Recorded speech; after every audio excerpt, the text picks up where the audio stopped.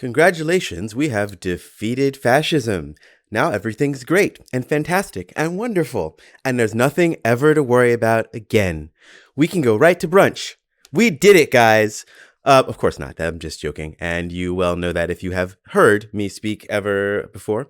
And today we're going to talk about a number of things, not mostly that, but definitely a little bit of that, with an old friend, and her name is Riley Reyes.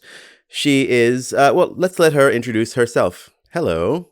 Hi, my name is Riley Reyes. I live in Los Angeles, California, and I am a porn performer, activist, and sex educator. Good to be here.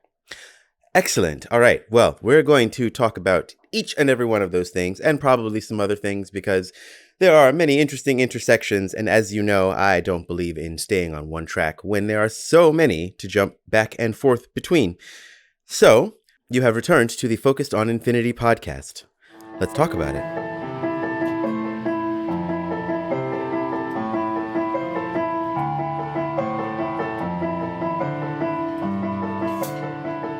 So, we're going to start off by having Riley tell us a little bit about herself and how she came to be the excellent person that she is. Well, I have a long and twisted journey. I started out living in the deep South, in South Carolina. I grew up there, went to theater school, managed to find my way to New York City, where I was working in theatrical production and also going to lots of really fabulous and funky sex parties in my spare time, which you probably know about because you saw me there. Maybe once or twice. We may or may not have put on some of those parties together. Oh, so good. Yours were the best. I always tell people yours were the best. Or personal faves, at least. One day we'll tell everybody about that. But anyway, please continue. But then when I was there pursuing my art dream and also my slutty dream, I realized that I could maybe make my slutty dream more primary. So I tried out being in porn, and honestly, I thought it was going to be sleazy and terrible and I would hate it. And now fast forward to 7 years later, and I really just fell in love with the industry and ended up moving out to Los Angeles, where I could go be in naked movies for a living and have sex with attractive people and hopefully have as many real orgasms as I could get away with. And in that process, I also ended up doing a lot of activism and labor advocacy for people performing in the adult industry and being on the board of APAC, the Adult Performer Advocacy Committee. And at the same time, I was doing a lot of sort of sex education and sexual skill education for adults at swingers events and BDSM dungeons. And so my life sort of turned into this, kaleidoscope of different sexual and sex work related things. And that's how I ended up where I am now. That's awesome. A cold shiver went down my back when you said APAC, but then I was like, not that APAC.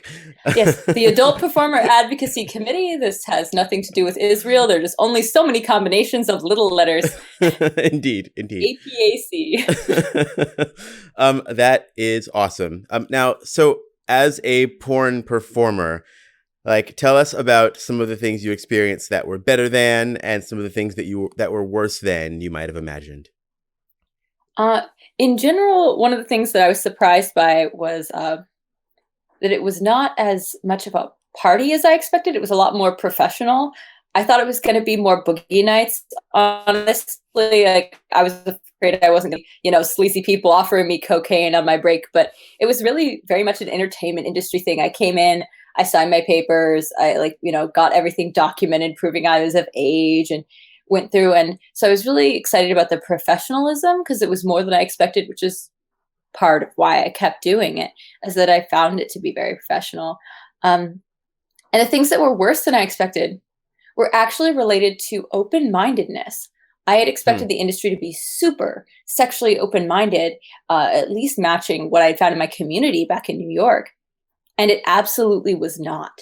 Very early on, I was told to not tell anyone about my fantasy of being with two bisexual men together because the industry has a lot of stigma around being afraid that people who do both gay and straight work, who they call crossover performers, men who do that. Wow. There's a lot of stigma around fear that crossover performers are a high HIV risk. Wow. And so I was told never to talk about my interest in that if I wanted to have a future. And I was also warned to put off doing interracial, which is specifically with a Black man. Any other creative man who you might call an interracial relationship, that's not what it means in porn. It very specifically means Black man and non-Black woman. And I was advised strenuously to hold off on doing that extreme act on camera until later, so I could try to ask for more money for it, and so I wouldn't seem too trashy. And I was like, whoa, this industry where I thought it was going to be this sort of sexually progressive free haven is actually kind of regressive in a lot of ways. That is both shocking and deeply unsurprising. I mean, given, at the same time, you know what I mean? Right. Given the country that we live in, pornography usually does mirror like a lot of about the society. And even though it's the things that we don't say, right, you're still appealing to people across all demographics. And largely, America is like that's the funny thing that people still don't seem to get, is that America is a deeply right-wing country. Like there's a lot, especially when you're talking about behind closed doors and a lot of the ideas and opinions that people have when they're not in the public square. And it's like, that's not even to throw shade at individual people.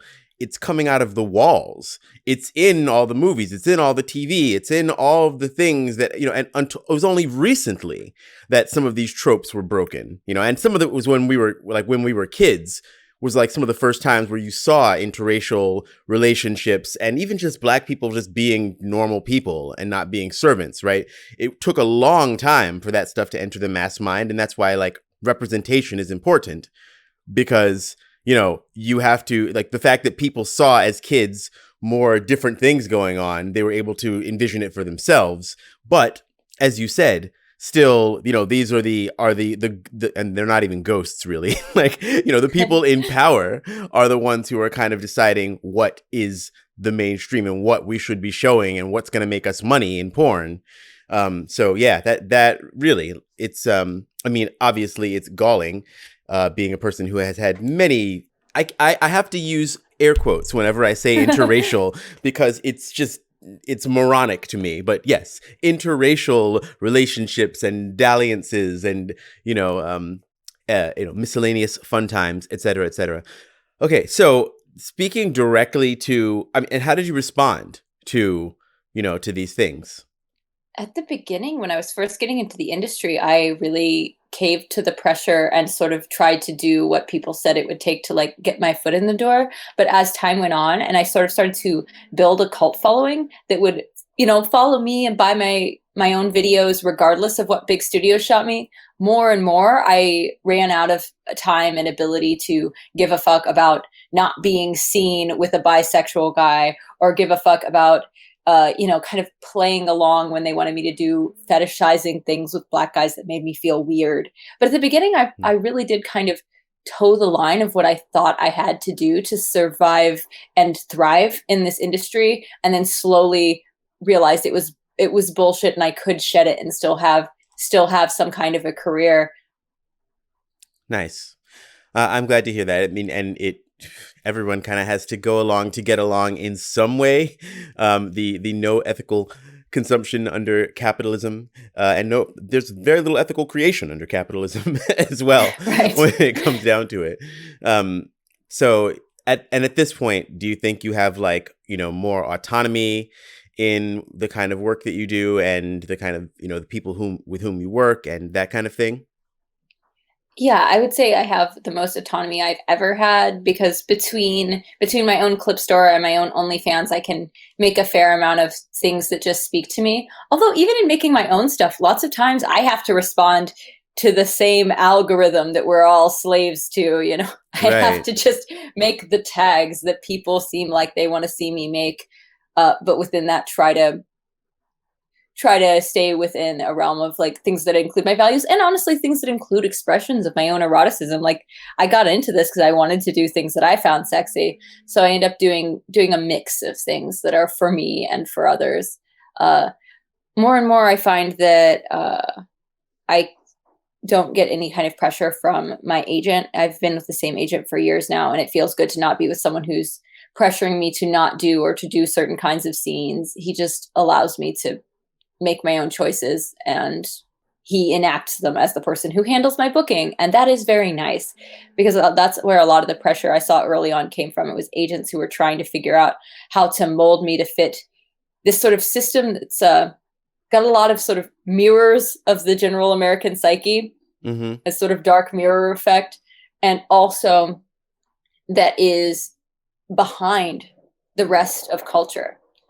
And I think part of the reason that porn ends up being so regressive is that there are those few old white men who are in charge, who are still the ones in charge from like the 80s and the 90s. Yeah.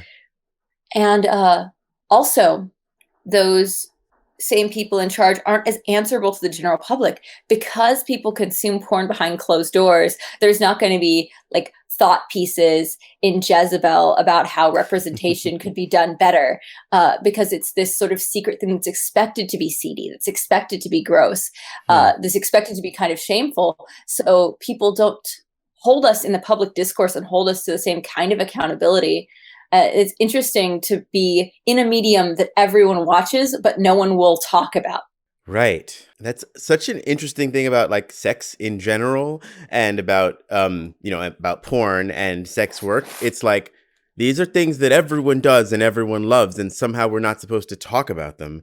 It's deeply, deeply unhealthy, and shows like what a Calvinist nightmare our country remains. Like all this like self-denial stuff, and all this like sex is inherently sinful, and it's only for the one purpose. Like even though everyone is into sex, some people still have those things eating at them. I mean, that's why more people don't have more different kinds of sex, and people still to this day talk about the term like body count. Like, what the fuck is that? Like, this is 2021, people. Like, why is this a thing? Like, the only body count you should care about is how many people someone's killed, okay? And even then, it should only be the kind of people they've killed. Like, not how many of them. For legal reasons, that was a joke. But seriously, yeah. So, and it's interesting. I want to kind of, not to get too far off this just yet, but, I think a lot about how who's in charge still negatively affects what's happening and how things go. And what you're saying right here seems to speak a lot to that, right? Like, even though it seems like the public has moved forward a lot, it seems like the people in power haven't, and they're kind of holding things back. Is that something that you think is a thing, or is, Oh, I think that's true in a lot of sectors of society, but definitely in porn, I can speak to this idea that, yeah, there are a few people in charge, and they do tend to hold things back. And interestingly, with porn, it's this kind of algorithm worship, like that we can make the most money with these terms and phrases that are trending. But those terms and phrases that are trending come from what you feed it as well. So it becomes this sort of snake eating its own tail of us feeding the algorithm with the same thing over and over. And then when we get back that that's what's popular, we continue to feed it. And breaking that sort of cycle seems very hard for us to do. And I feel like I heard a lot of this coming from mainstream Hollywood, in terms of like talking about just diversity and inclusion. Like, oh, well, we can't make a movie that's all got black leads because only black people will go see it. And then they had the year that everyone went and like busted their wallets to like go like watch Black Panther and Hidden Figures and Moonlight. And you just saw that wasn't true. But I feel like porn suffers from a really bad case of not being willing to invest in things that aren't tried and true and aren't proven to already make money. So it ends up stuck in these old cycles. So I have a little theory about how Patreon and OnlyFans are a sort of accidental socialization of extremely capitalist driven modalities of creation, and how it's accidentally going to help us get like past some of that. And I think, tell me about your experiences with being a content creator as opposed to being a porn performer. Oh my gosh. OnlyFans has changed everybody's lives so much.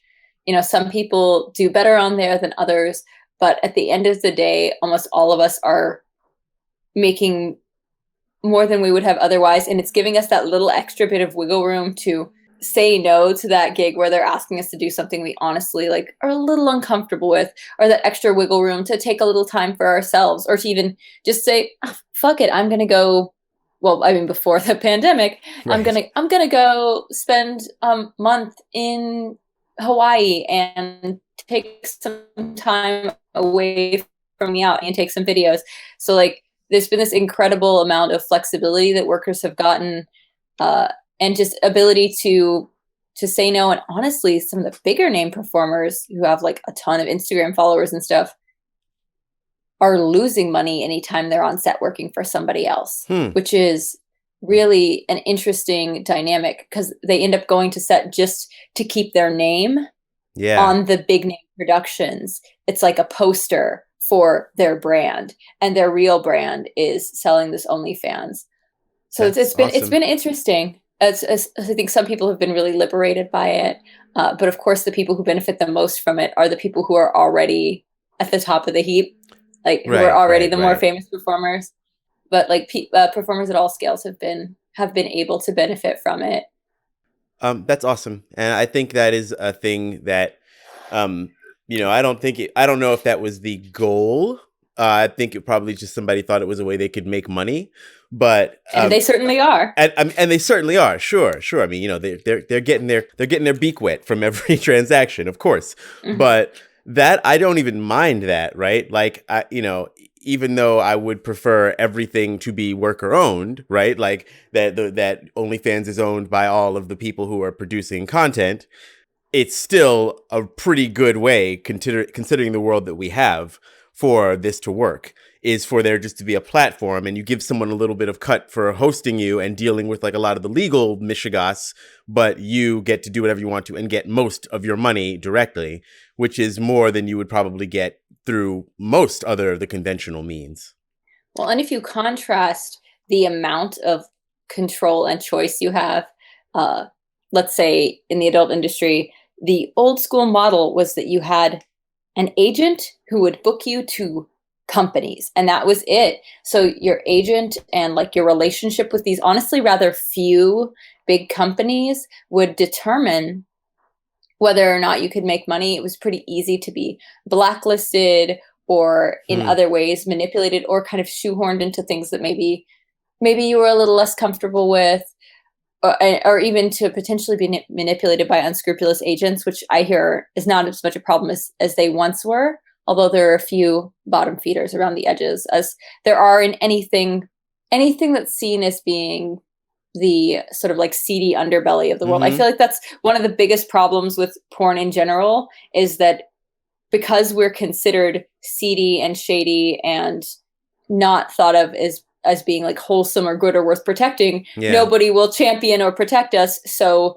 predators gather around the edges of it, trying to scoop up lost souls, trying to take Yeah. advantage of women, whether or not they're predatory agents or people who kind of end up being that sort of like suitcase pimp model of boyfriend, who they're the boyfriend, but they're Hmm. really just trying to exploit their significant other.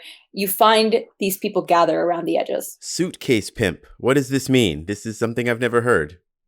Okay, I will preface this by saying in general the term pimp has been used in a lot of weird ways and racialized, and I certainly Hmm. do not have a particular person in mind when I say this, but the phrase suitcase pimp refers to basically a guy who's sort of dating a girl, but Hmm. also sort of selling her, and acting as her manager, or just generally like getting her to be an escort or whatever for him, as kind of his job is to be the middleman and sell her sexual labor, Huh. and that's his only job. And Right. so it's his whole thing is contingent upon her staying in and being compliant with that that arrangement, and it is often real messy and really unfortunate. Yeah, it sounds pretty fucked up. It's like the worst of all possible worlds between like an agent and someone you're dating. It's like Right. you only get the bad ends of both. Pretty much. Yeah, that's pretty fucked up. So would you say that the sort of OnlyFans or whatever clips for sale, that sort of model is like a sort of thing that we should be moving more towards, in addition to obviously the sort of social legwork of like destigmatizing sex and sexuality and destigmatizing sex workers and porn performers and all of that? I am a big proponent of moving more towards smaller, homegrown, user-generated content. But at the same time, since I acknowledge things need to be multi-pronged efforts and different people want to consume different things, Yeah. I know some people really like the highly produced, glossy porn. And a lot of the bigger companies, especially now that many of the big ones have been acquired by MindGeek, who owns PornTube, often respond a lot to public shaming. They really care about their PR. They care about looking good. You know how they did these little publicity stunts with snowplows, and when all of the most recent round of Black Lives Matter happened, they were very vocal about hosting things on performer diversity. And currently you're doing a bunch of panels that are for performers and webcam models about how to survive during the pandemic, like Sex Worker Survival Guide series. And so they're doing a lot of work to try to be supportive, seem supportive, make being like more woke and trying to be better about porn part of their brand. So if that is something that you consume and you're a fan of that kind of thing, you're not as into the homegrown performer content, find those hashtags and those different ways that you can put pressure on them, because they're very responsive to their PR being good. That sounds like a lot of what I say about why we should indeed be doing boycotts on things like, like Amazon and just all these companies, right? Like, I don't think that we're going to bring down any of these companies through a boycott, because I don't know if we can get enough people to do it. But it's all about the money. It's all about the bottom line. And like, if you by damaging their name, which is all a company is, they're not largely even producing mostly anything, right? They're not the ones that are providing the goods. They're just the umbrella under which these services go, right? So all they have is their good name. So if you can find some way to attack that, then they have to respond to you. And it's not a matter of them being like good people, Oh my God. It's just like, you just hit them in the pockets. Amazon's pathetic attempts to try to like seem nicer by like giving vaccine doses and stuff. Right. And did you see that they recently tried to do like a little thing about Amazon Pay where they were being cute by doing the Bernie and Mittens meme? Disgusting. Saw that. I know.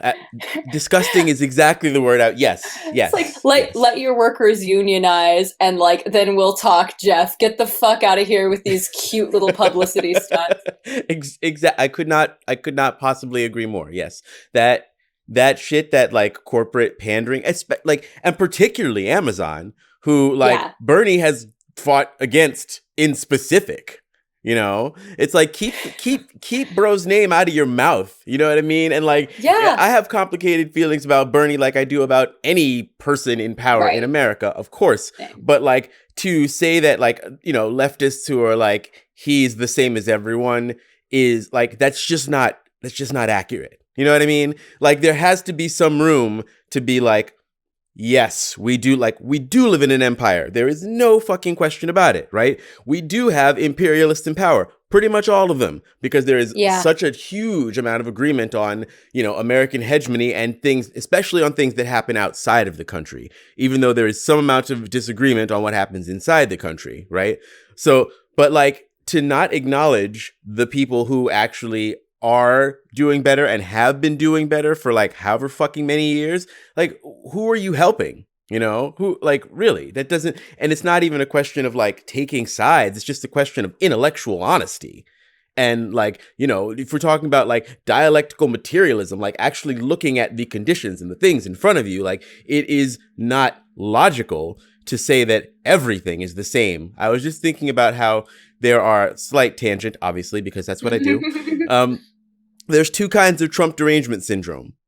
There's the Trump derangement syndrome where, like, you say Trump to a liberal, they're just like, oh my God, he's the worst. Oh, we've got to get rid. Orange man bad, right? Like that kind of Trump Oh my derangement God. syndrome. But there's also a second Trump derangement syndrome.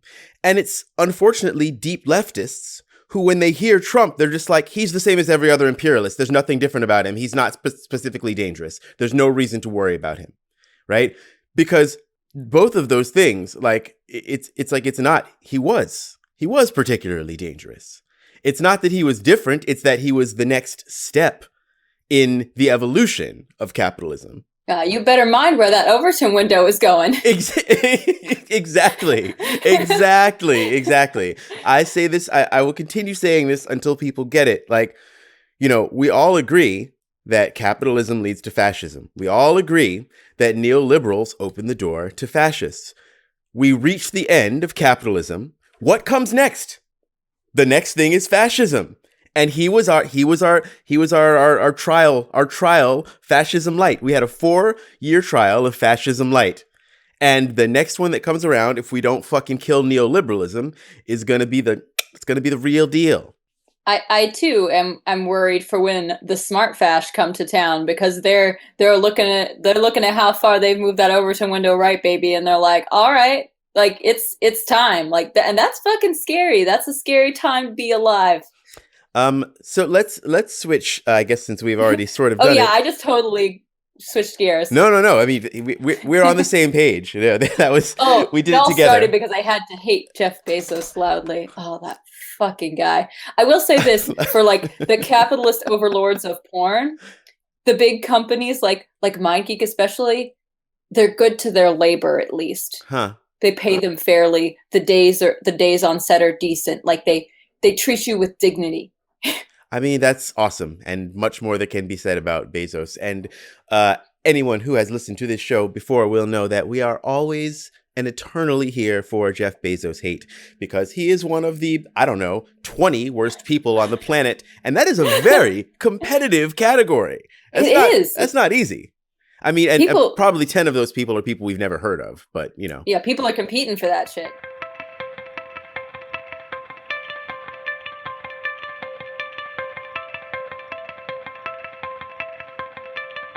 So, switching to discussing politics specifically, first let's start with the Capitol coup, the insurrection, whatever it was. What were your feelings about that? Oh, man.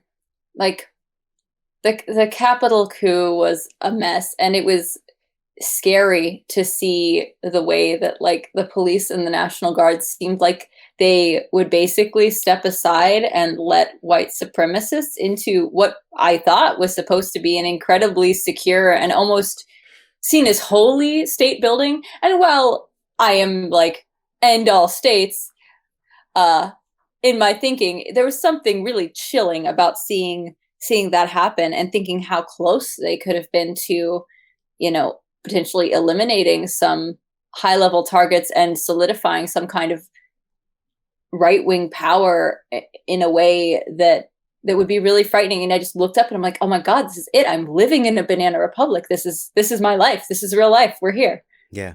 I could not agree more. And I guess there's an episode that I might release before this one or after it. Who cares? But I was talking about how fucking close we came. Like there was literally a period during that whole situation where they were one hallway away from all of Congress before they had gotten them to safety.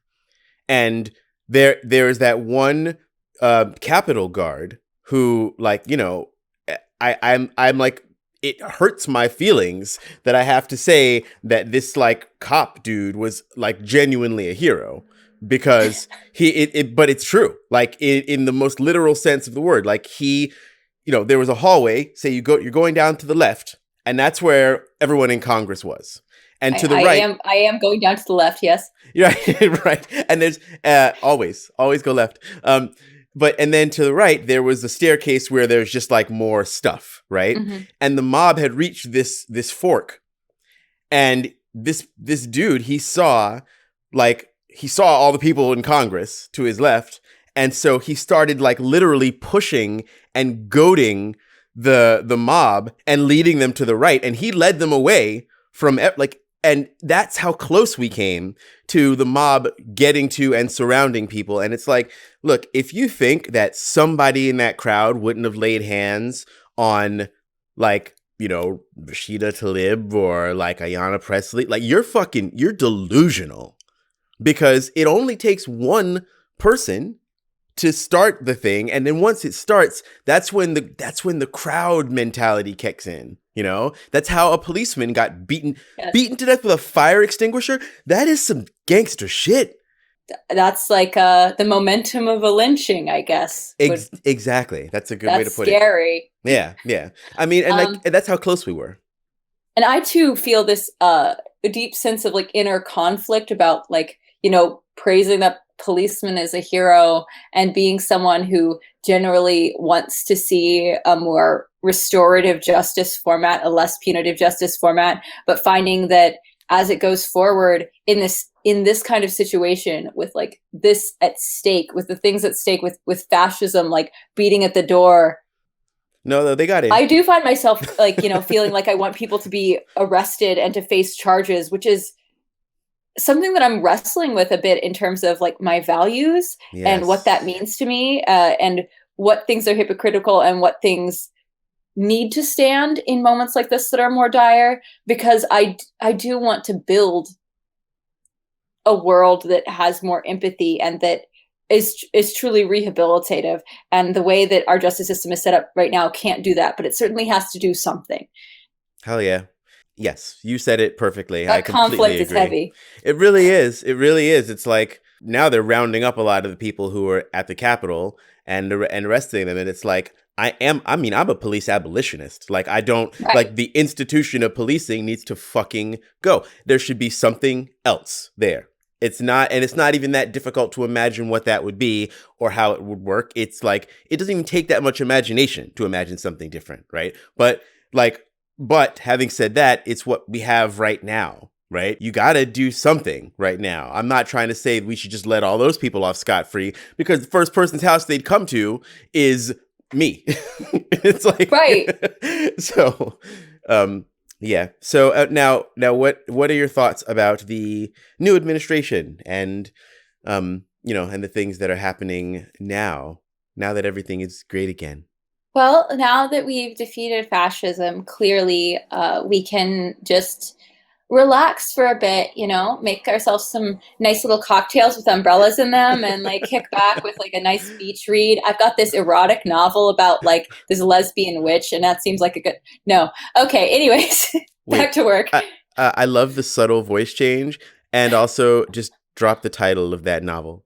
No, just kidding. I think it's Any Which Way But Dead. I thought you were just joking. So is that? Oh, okay. No, there's absolutely a romance novel series. I don't think the witch is currently dating the lesbian, but I do think that they are endgame. So I'm hoping that they'll get together. The lesbian vampire is like everything to me. They have a private detective agency together. Anyways, I totally digressed I love it. From the inauguration. Okay. Let's just take a minute to collect ourselves. Yes. Let's cleanse. Yeah. So, the new administration. Hey, we have 4 years where we won't have to have the constant barrage of weird fascist gaslighting to keep us from doing our work. So that's nice. But we've got to suit up. We got a lot of work to do. I certainly was a fan of the executive orders that came around on the first day. There's a lot of good stuff in there. You know, ending the Muslim ban, way cool. Right.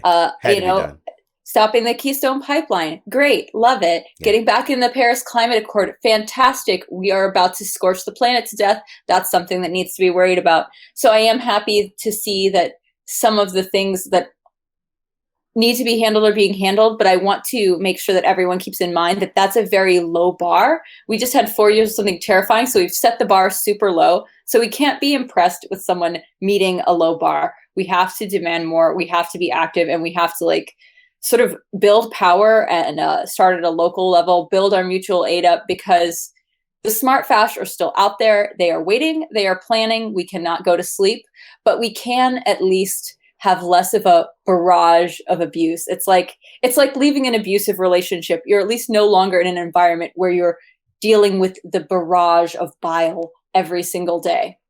Girl, say that. That's what I'm talking about. All of the above. And I mean, 100% agreed. And I also will say, just for those of you who are paying attention, he got rid of Keystone, but not Dapple. So keep your fucking eyes open, because, let's not fall for the okie doke at any point, because like there's going to be some tricky shit too. I too saw that. Yeah. I mean, I saw Keystone, and for a second I thought it was Dapple, and I was like, "Oh, awesome!" I remember Obama wouldn't do that. Oh, you're trying to show him up, and I was like, "Oh, it was just Keystone." Yeah, yeah. I mean, guess that's like that's the kind of sneaky shit we got to watch out for, because as you said, the bar is so low that like people are praising the return to the Paris Climate Accord, but like that was not even sufficient.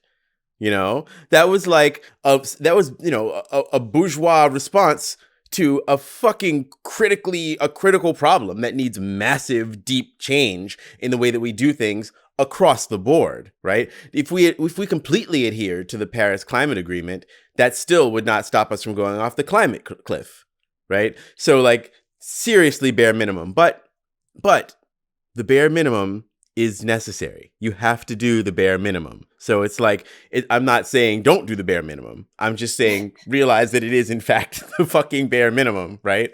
Let's switch gears to something entirely more fun. Let's talk about some other, hobbies, interests, things that you do, and things that you do that are also frequent subjects of this particular podcast, such as, magic and RPGs and all that sort of thing. Pick something out of the grab bag. Well, I am currently, honestly, kind of a baby witch. I am just learning my magical practice. I sort of realized, having gone through this path of the kind of popular atheism, Richard Dawkins. I was kind of smug atheism that's so popular. Yes. That I had robbed myself of like a certain part of the human experience and a certain way of human knowing. Yes. And I found, especially as I was going through a lot of grief, that there was a part of me that was reaching out to this thing that I had killed off because it was irrational or illogical in the popular conception of the world. And I think that people don't think about this because everyone likes to think, oh, in this culture, Christians are the favored religious group. But I would like to put second under that the other most favored group is secular atheists, because they're seen as being smart and seen as being rational.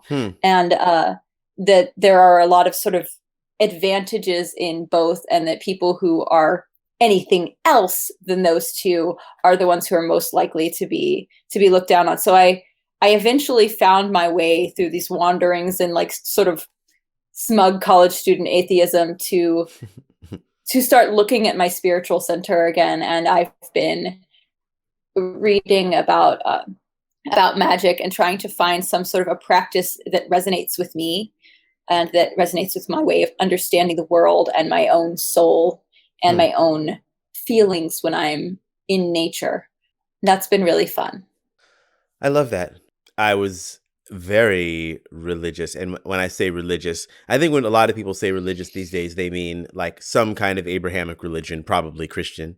But when I was younger, was 100% in the God Squad. And so part of my becoming myself was a hard break into that kind of atheism you mentioned, where it's just like, secular atheism, like there is nothing, it's all a void, there is no connection, all it is the brain, gosh darn it. And I think what you said right there is very astute, that besides the Abrahamic religions, in whatever hierarchy those are in, the next thing down is definitely that sort of hard secular atheism that is kind of what our understanding of science is built on.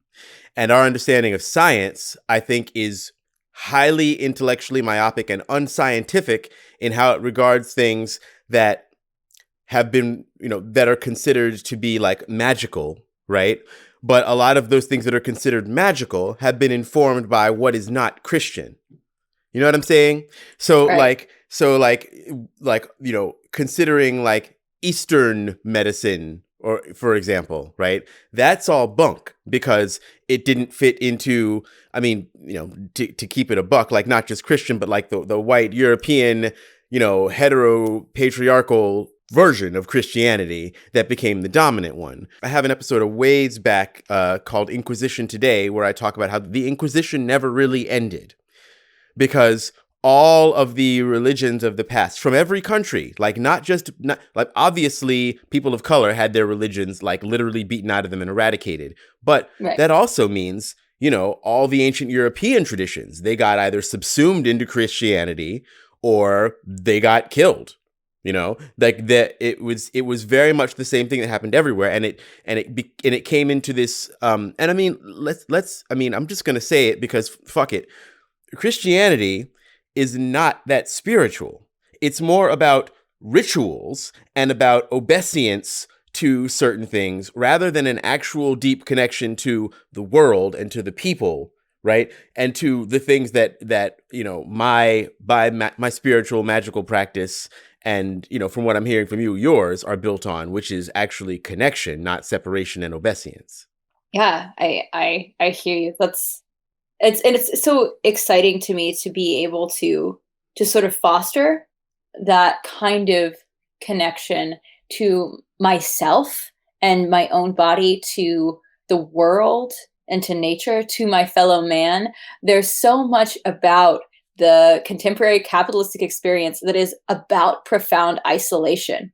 That is about it, like the alienation of the worker, right? Yeah. And so the act of participating in something that is inherently not about productivity, but about this kind of service to spirit and connection, in itself feels sort of rebellious, and I'm enjoying finding space for that and honoring that.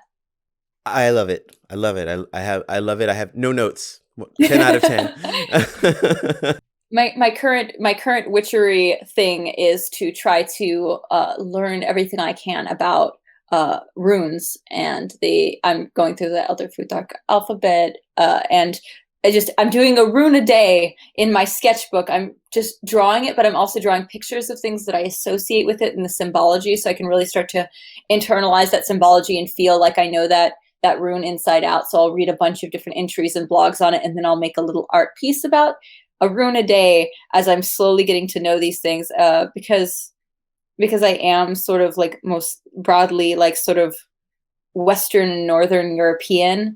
And I feel like a lot of spiritual practices that people tend to get into and sort of fetishize are often closed practices or things that would make me feel like I was really stepping into something that my white ass should not be doing that belongs to somebody else.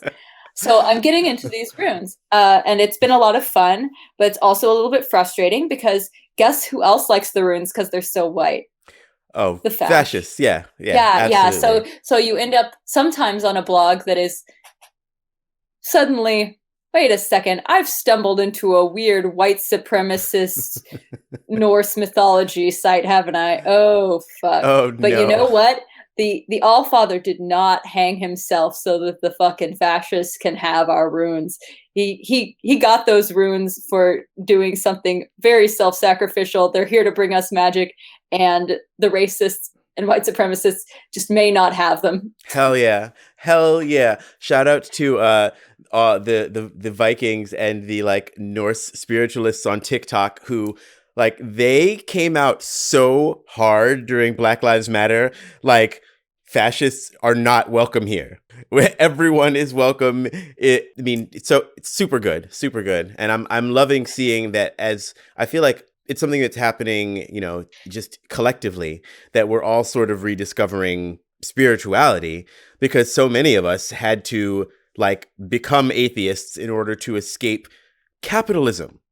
Because capitalism and Christianity are so thoroughly interlinked in our society. It's all part of the same thing. And it's like, capitalism, feudalism, all that shit, it all works really well with a certain brand of Christianity.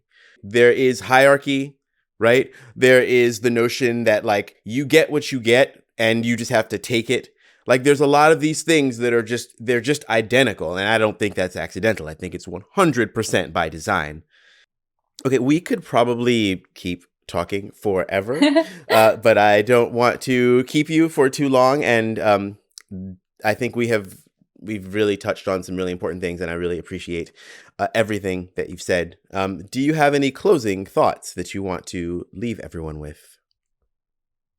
You guys, it's really shitty out there. There's a global pandemic. The fascists are organizing. There's a lot of really bad things happening, and it's really hard to consolidate our power and reconcile our various ideologies. But, like, please just be kind to each other. Lean into mutual aid. Find some way to connect hyper locally to ways to provide that mutual aid to people and ways to connect even during this pandemic. It is so valuable, and it's one of the best things you can do for yourself and to heal the world's soul. So do that shit for you and for everybody. Thank you. That's amazing. And tell everyone where they can find you and all of that good stuff. Oh my goodness. If you'd like to see me naked after hearing me talk about all of that, you can find me on Twitter at Riley Ray XXX. That's RILEYREYXXX. Or on Twitter at RileyReyes.sfw. It's as safe for work as it needs to be. And those will lead you all to all my other little links and things where you can see me take my clothes off or show you my feet or whatever you're down for, you know? This is a human that you should support for both prurient and for other reasons, because she has excellent content of all varieties. Thank you so much for being here, and you all know how to find me, and if not, I will put it in the show notes or wherever you see or hear this. Thank you for listening to this episode, and as Riley said, take care of each other, take care of yourselves, keep wearing your fucking masks, like, please, and also be vigilant, because to get out of where we are, it's going to take a lot more work than any of us are used to. We basically grew up in the time of the Great Lie, where everything was sort of fine, where we believed that everything had been solved. What the last presidency should have taught us, above all else, is that nothing went away. It was growing. It was getting stronger under the cover of silence. And now that we've seen what happens when it's allowed to actually be in the light, we have to actually stomp it out. Metaphorically, literally, however you want to take that. We have a lot of work to do, and we're going to do it with love, because that's what all of this is about. Thank you for joining us. We will see you next time. Grendel out.